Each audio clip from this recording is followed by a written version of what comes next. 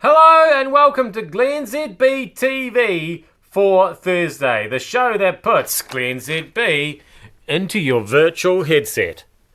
I'm bringing New Zealand to the world, and the world to New Zealand.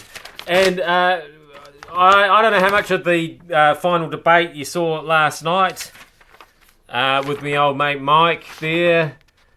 But hard to, again, frustrating that there's not an adjudicator like there is at a proper debate. You know, when I did debating at school, there was an adjudicator and you got scores and there was a winner and there was a loser. But they don't seem to have one of those. But I thought that really everybody did win, and here's why: because of this weird Starship Enterprise style desk that they had here with the sloping edges. That, to me, that's just trouble, isn't it? And nobody knocked any of their drinks off or lost any notes off the edge of it. Apparently Mike Hosking accidentally drew on it at one stage, and that was the worst thing that happened. So I thought they coped with that very, very well. I do question whether they need to hire a decent carpenter at TVNZ, just saying.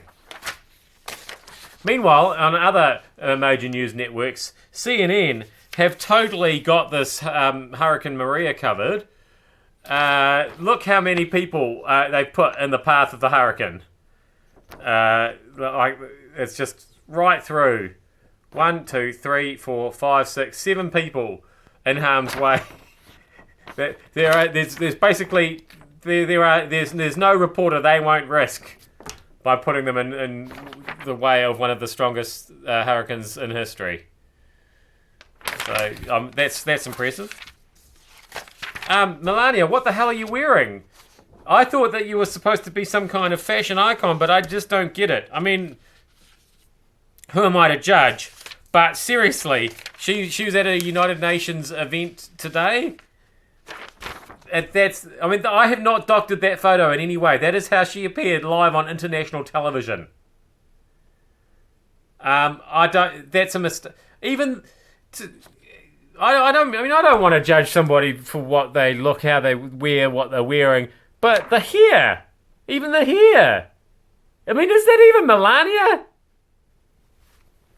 And then I thought, well, maybe it's just because it's not everybody looks good from this far up. You know what I mean? Maybe it's a whole. You've got to have the whole.